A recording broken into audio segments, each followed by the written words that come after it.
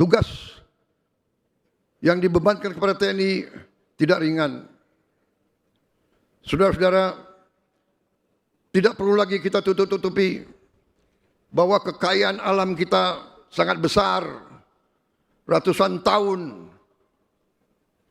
Nusantara ini selalu diganggu, diinvasi oleh kekuatan-kekuatan asing.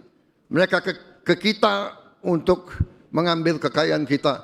Sampai hari ini, sampai detik ini, masih banyak kekayaan kita yang dicuri, yang diselundupkan, yang diambil oleh kekuatan-kekuatan yang tidak bertanggung jawab.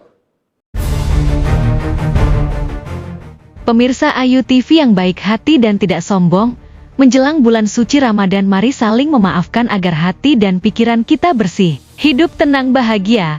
Amin. Episode kali ini, kita bahas perjalanan KRI Prabu Siliwangi 321 dari Italia ke Indonesia. Banyak yang mempertanyakan mengapa rute pelayarannya harus memutar jauh ke Afrika Selatan. KRI Prabu Siliwangi adalah kelas kapal patroli lepas pantai canggih kedua yang dibeli dari Italia yang dibangun di galangan kapal Fincantieri. Sebelumnya, Indonesia sudah kedatangan KRI Brawijaya 320. Kapal ini awalnya untuk Angkatan Laut Italia, namun dibeli Indonesia karena kebutuhan mendesak ancaman geopolitik. Sebab untuk membangun satu kapal perang dibutuhkan waktu cukup lama. KRI Prabu Siliwangi sama dengan KRI Brawijaya adalah kapal fregat terbesar Indonesia saat ini dengan bobot lebih dari 6.000 ton. Bahkan bobot penuhnya hampir setara dengan kapal tempur jenis destroyer, kapal perusak. Dilengkapi dengan sistem persenjataan modern meriam 127 mm yang merupakan meriam terbesar setelah KRI Fathahillah. Membawa 16 tabung rudal pertahanan udara,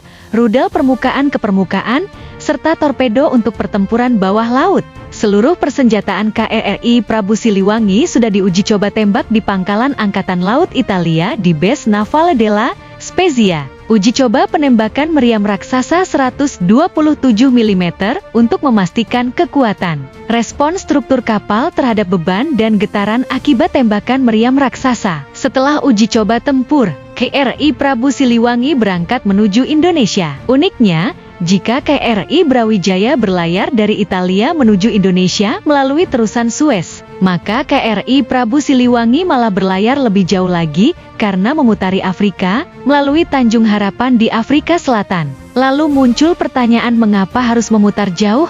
Indonesia punya konsep Blue Water Navy, yaitu angkatan laut yang punya kemampuan operasional di perairan dalam samudra terbuka, jauh dari perairan pesisir negara asalnya. Konsep Angkatan Laut Indonesia selama ini masih sebatas Green Water Navy, yaitu kemampuan angkatan lautnya hanya sebatas wilayah laut teritorial, pesisir atau regional saja. Konsep Angkatan Laut Blue Water Navy Indonesia ditetapkan tahun 2045.